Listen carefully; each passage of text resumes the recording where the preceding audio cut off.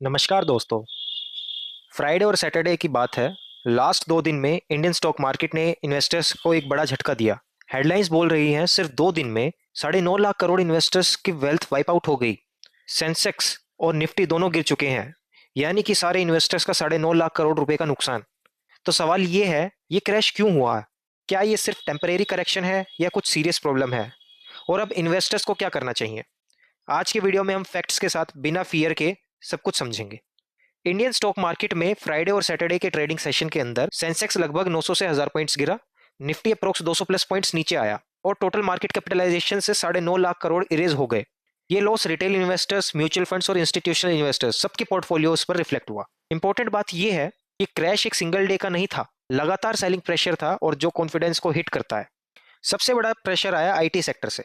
IT sector के stocks ने global demand slowness के फियर्स, यूएस इकोनॉमी से लिंक्ड अनसर्टेनिटीज और फ्यूचर अर्निंग्स विजिबिलिटी कम होने की वजह से शार्प सेलिंग दिखी।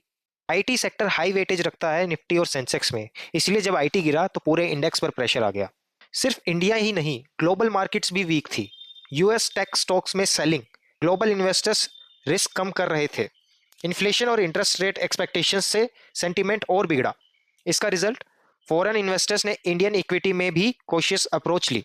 मार्केट काफी टाइम से ऊपर चल रहा था, जब नेगेटिव न्यूज आई तो ट्रेडर्स ने प्रॉफिट बुक किया, रिटेल इन्वेस्टर्स पैनिक मोड में आए और स्टॉप लॉसेस ट्रिगर होने शुरू हो गए और सेलिंग स्नोबॉल इफेक्ट बन गई।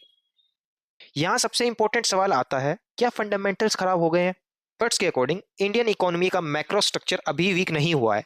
बैंकिंग, एनर्जी जैसे स्टॉक्स अभी भी स्टेबल हैं। ये मूव ज्यादातर सेंटिमेंट ड्रिवन लग रही है, फंडामेंटल्स ड्रिवन नहीं। मतलब 2008 जैसा स्ट्रक्चरल क्रैश नहीं है या फिर कोविड टाइप सडन कोलैप्स नहीं है। ये एक sharp correction plus fear reaction ज्यादा लगता है। वॉलेटिलिटी शॉर्ट टर्म में रह सकती है। शॉर्ट टर्म में यानी अगले कुछ हफ्तों में मार्केट वॉलेटाइल रह सकती है। न्यूज बेस्ड मूव्स आ सकते हैं। साइडवेज या रेंज बाउंड ट्रेडिंग ज्यादा लाइकली होगी। मिड टर्म यानी कि 3 से 6 महीने के अंदर अगर अर्निंग्स इंप्रूव होती है और ग्लोबल क्यू स्टेबल होते हैं तो मार्केट स्टेबलाइज हो सकती है। लॉन्ग टर्म इन्वेस्टर्स के लिए देखा जाए तो ये एक बात सिखाती है, कंपनीज प्लस पेशेंस, इसका मतलब है वेल्थ क्रिएशन। करेक्शंस डरने के लिए नहीं, डिसिप्लिन टेस्ट करने के लिए होती है। सेलिंग मत करो, मार्केट ऑलरेडी गिर चुका है। ऑप्शनली सेलिंग यूजुअली गलत डिसीजन लगाती है।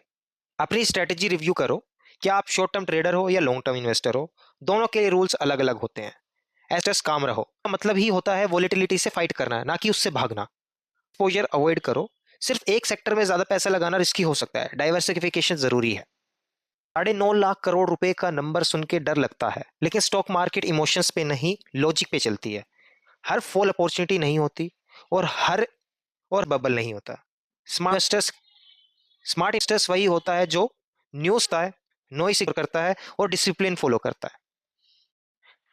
अगर आपको ये ब्रेकडाउन यूजफुल लगा हो तो लाइक करें, कमेंट करें कि आप इन्वेस्टर हो या ट्रेडर, और चैनल को सब्सक्राइब करना मत भूलना।